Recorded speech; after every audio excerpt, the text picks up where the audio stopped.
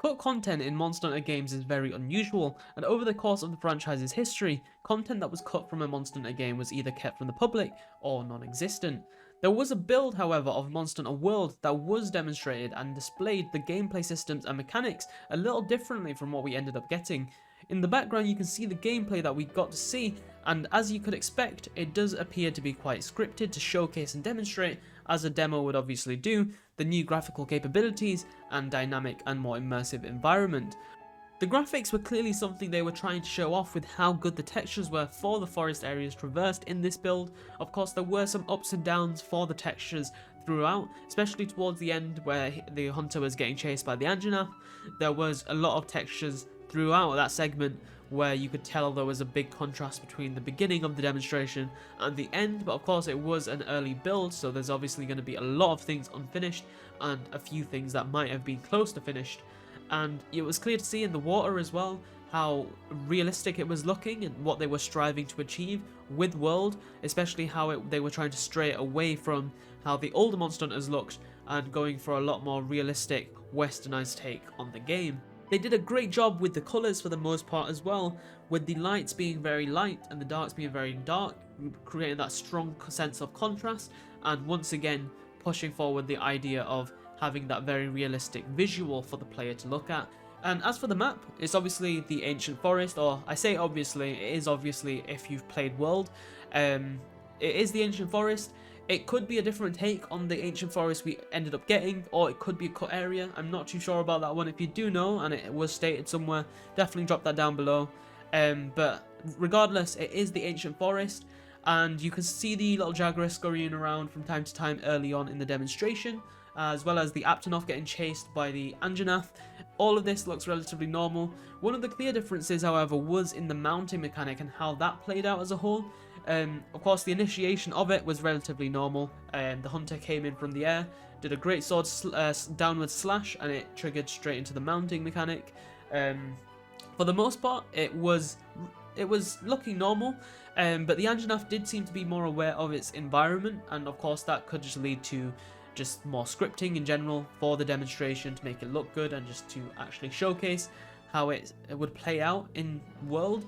It did manage to knock down a tree at one point as well, and of course we did get quite an immersive mountain mechanic in the final build, but I don't think it was as immersive as the one they showed here, where it was a lot more aware of its environment. Once again, scripting does play a big part in demonstrations before a game's release for those demo builds that they showcase to the public, as of course they do want to make the game look good.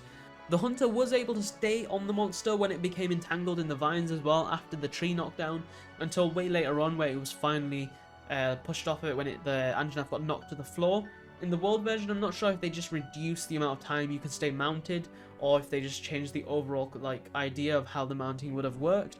But regardless, it is definitely different to what was publicly released for Monster Hunter World.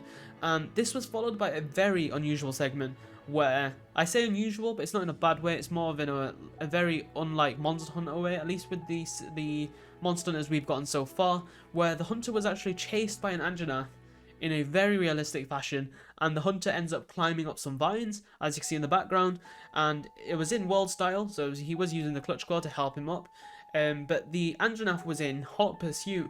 The segment does feel quite scripted. The Anjanath was following the hunter quite well, and it was reacting to the environment very well as well. I think it will be quite a while, quite a few iterations of Monster Hunter games before we get something like this in the actual release, as I think it will take a lot of just memory and a lot of developer skill to get this down for every monster on the various maps they could show up on. So it would be pretty cool to have this in, but I do think it was quite unrealistic, especially for World at the time. They were clearly trying to showcase a much more realistic and immersive hunting experience, as of course we got the chase, and then after the chase we got the hiding parts of the demonstration, and there was even a part that was captured like a horror or thriller game, where the Anjanath peeks into a cavity where the hunter was hiding, only to once again pursue the fleeing hunter when he sniffed him out and found him. But in general, I do think it was a pretty cool demonstration. As long as it's not like stretched too far, it's always nice to try and reach above what is planned. and I think that's what they did here. They did have to cut back on what they were showcasing in this demo for the final release, which is understandable. A lot of games do it. At least it wasn't like The Division, where they went like above and beyond for the demo and then the actual game.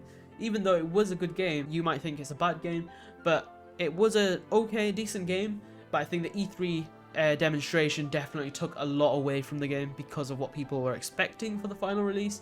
But of course, that's a story for another day.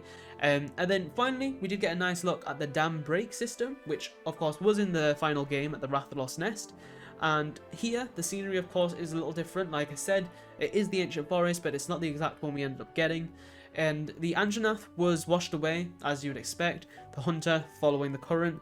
Just like in the final release, everything was going as normal, and the hunter used his clutch claw last second to cling onto a tree to avoid the fall damage, even though I don't think there's fall damage in Monster Hunter games, not that I can remember. And then we got the most disappointing cut of all. The Leviathan, Lagiacrus, comes out of nowhere and swallows the Anjanath while it is stunned on the floor, and I think this was a really disappointing cut. Lagiacrus is definitely one of my favourite monsters out of the entire franchise.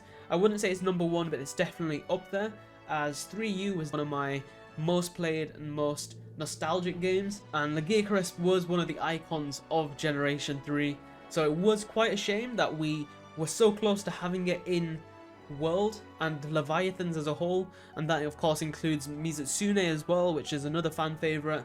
We were so close to having them, and then they were cut, so I would not be surprised if in Monster Hunter 6 or Monster Hunter World 2, whatever it ends up being, I wouldn't be surprised if we got Leviathans, and especially Lagiacrus, Mizutsune, and even some of the new ones that we've got in Rise. And the final shot is of the hunter drawing their great sword, ready to fight the Lagiacrus, and then it cuts to a Monster Hunter title screen. And that was the end of this prototype build. I think overall the demonstration was pretty solid. If I saw it before the game's release, I would have definitely been hyped for sure, but even viewing it after so long, it was still a pretty fun watch. Let me know down below, guys, what you thought of it and what you think of cut content in general in Monster Hunter. I definitely think it is quite lacking, especially in comparison to other series like Resident Evil and Devil May Cry, but regardless, it is pretty cool to see those little things that were shown and left behind, and what we can speculate on that we can see possibly return in the future. Be sure to drop a like if you did enjoy. As always, it is extremely appreciated and does help out the channel a ton. And don't forget to join our Discord, links at the top of the description. Lots of awesome other Monster Hunters in there, and we would love to have you with us. Thank you all so much for watching, and I'll see you all in the next one. Bye.